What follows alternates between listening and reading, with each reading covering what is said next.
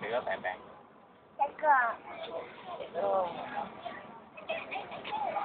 Wow, hữu thẳng thăng lắm.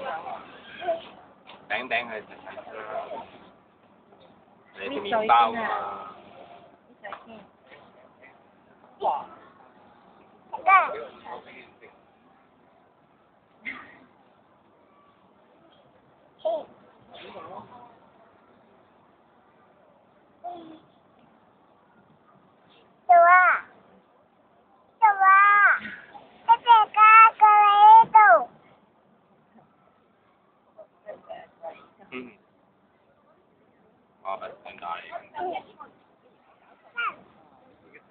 Paneer कितने का मिलेगा? कोई भी ले लो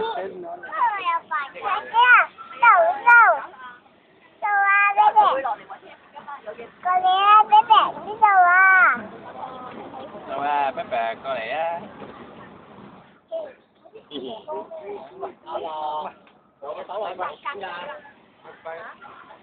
Đúng không? Thầy này à.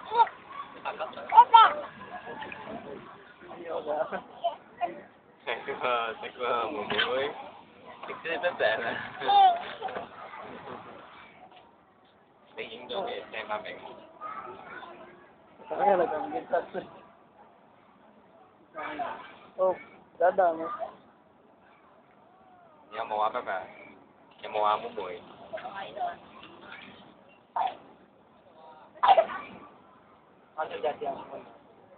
अंदर बच्चे नहीं रहा रहे। हाँ भी बच्चे ये पूजा तो तो भी जावा हाँ बड़े तो बच्चे ना लाके जाने ना बच्चा आए लाए जा आए आए आए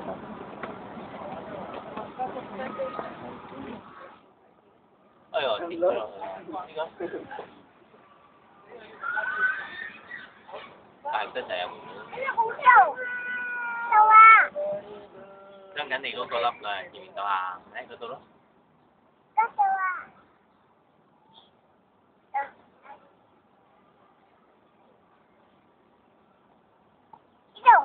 đâu thì cái là phân thôi vậy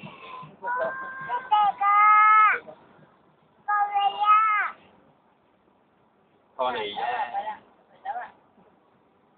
bà đi cùng nhau á bà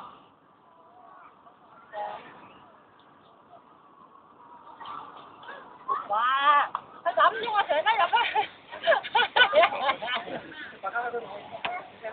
chơi thì mất nhập thôi